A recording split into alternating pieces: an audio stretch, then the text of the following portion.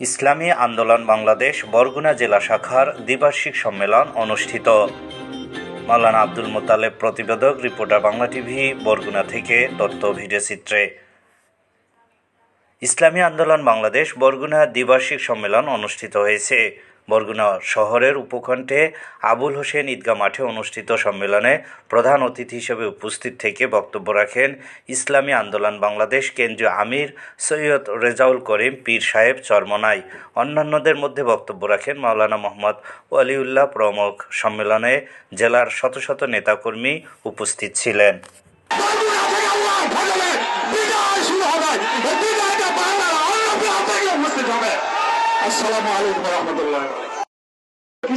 আমরা দেখি না ইসলামী আন্দোলনের শাসন। কাজে আমার অনুরোধ, এইবার সুযোগ এসেছে, আপনারা দল মত নির্বিশেষে আমাদের পরিচয় একটা, আমরা মুসলমান। অতএব দল বুঝি না, মুসলমানের বিজয় চাই, ইসলামের বিজয় চাই। ইসলামের বিজয়ের জন্য আমরা যুদ্ধ করেছিলাম। মজিদ বলেছিল কোন মুসলমানের বিরুদ্ধে কোন আইন প্রয়োগ হবে না, প্রয়োজন করা আমার কারণে দেশবাসী শহীদ বিশ্বঘাত করার করবে না।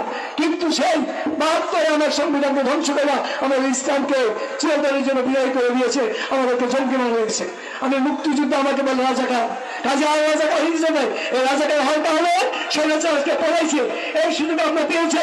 কাজে অনুরোধ, সুযোগ পাবেন না। কাজেই আমাদের পরিচয় একটা মুসলমান।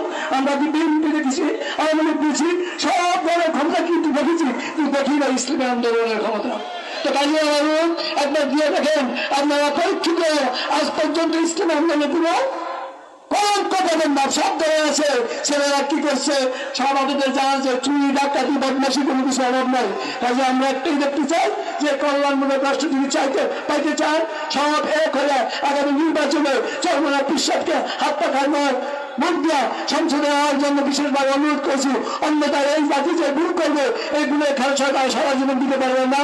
আসসালামু আলাইকুম ওয়া রাহমাতুল্লাহি ওয়া বারাকাতুহু।